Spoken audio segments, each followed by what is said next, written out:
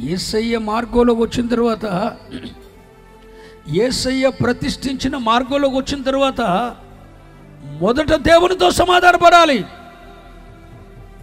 రెండోది Hebrews 12:14 అందరితో, అందరి మాట అనండి, ఆ మాట అనండి, అందరితో సమాధానం.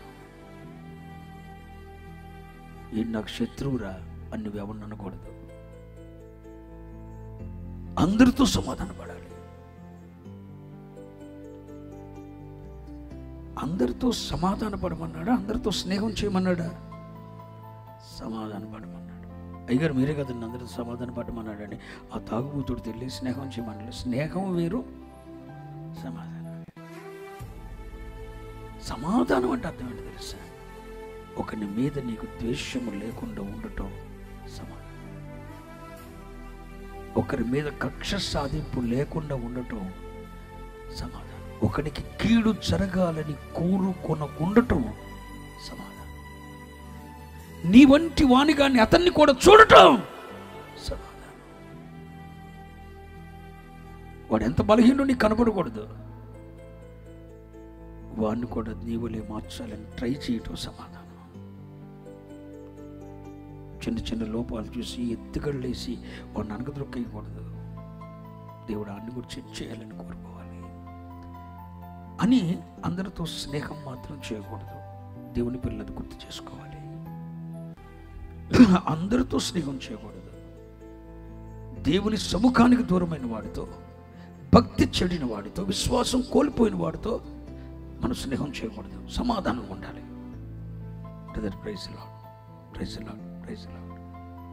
దేవుడు నిన్ను దీవించాలి, దేవుడు నిన్ను ఆశీర్వదించాలి, దేవుడు నిన్ను కూడా పరివర్తనలో తేవాలి అని కోరుకుంటూ సమాధానం ఉండాలి. ఎవరితో శత్రుత్వం అనుకుండకూడదు. అందరితో సమాధానం. అందరితో సమాధానం అంటే ఎలా? యేసయ్య ఒక ఉపమానం చెప్పాడు, చెప్తానేనండి. అందరితో సమాధానం ఎలా? యేసయ్య ఆయన చెప్పిన ఉపదేశంలో ఒక మాట ఏంటంటే, నీవు దేవునికి అర్పణ అర్పించటానికి నువ్వు బలిపీఠం దగ్గరకు వచ్చావు. నా వైపు చూస్తూ వినండి. నీవు దేవునికి అర్పణ ఇవ్వటానికి రండి. చాలా ఆత్మీయుడు, భక్తిపరుడు, దేవుని సన్నిధిలో అర్పణ ఇవ్వటానికి వచ్చాడు. కానుకో, ప్రార్థన ఏదో చేయటానికి వచ్చాడు. బలిపీఠం దగ్గరికి వచ్చాడు. మోకరీరా. ఈయన మనసులో ఒక ఫీలింగ్ వచ్చింది. రే, నువ్వు ప్రార్థన చేస్తున్నావు,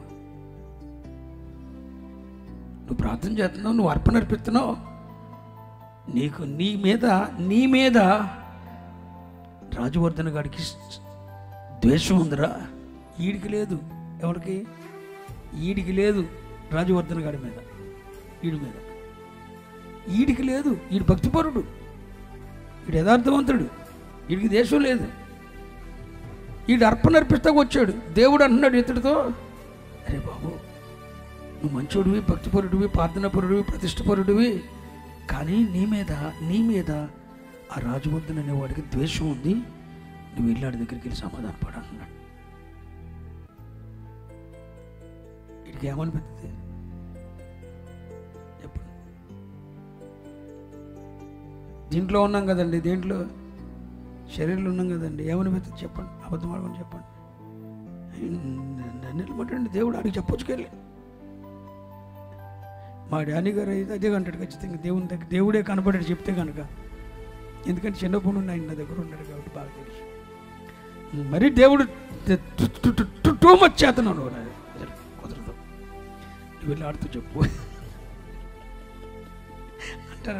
అబద్ధం ఆడకండి. నువ్వే కాదు నేనేనంటాడు. పెద్ద భక్తిపరుడు నేను కాదు. నాకు ద్వేషం లేదుగా.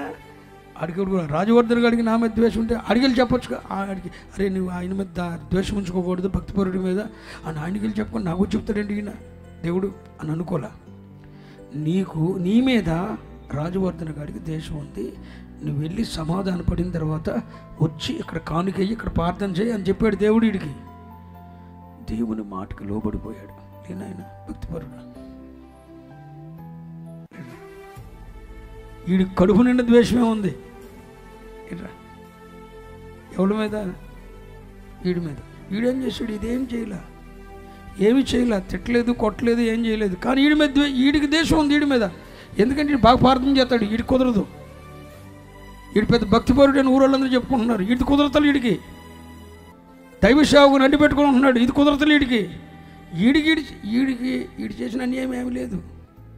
వీడు భక్తిపరుడు అని అందరూ చెప్పుకుంటున్నారు, పరిశుద్ధుడు అని అందరూ చెప్పుకుంటున్నారు, ప్రార్థన పరుడు అని అందరూ ఊరోళ్ళందరూ వీడు మంచోడు అని చెప్పుకుంటున్నాడు. వీడికి వచ్చేస్తుంది కడుపులో గ్యాస్ట్రిక్, గుండెలకు తంతుంది. అది వీడికి ద్వేషం వచ్చేసింది. ఇప్పుడు తప్పేవడిదే? వీడి తప్పు. కానీ దేవుడు అంటాడు వీడితో మాట్లాడతలా, వీడితో మాట్లాడుతున్నాడు.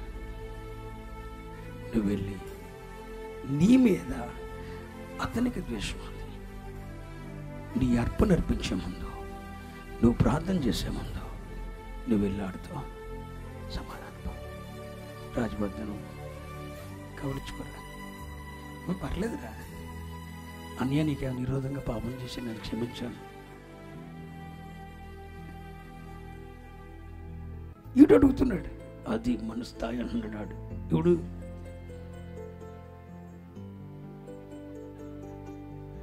అటు చూసే వీడు కౌలించుకోవాలి. నిజంగా ఈ యాక్టింగ్ జరిగిపోయిందండి. దేవునికి స్తోత్రం చెప్పండి. వెళ్ళండి రా బాబు, మీకు నమస్కారం. అర్థమైందండి వాళ్ళు స్తోత్రం చెప్పండి. అందరితో సమాధాన పడాలంటే ఇది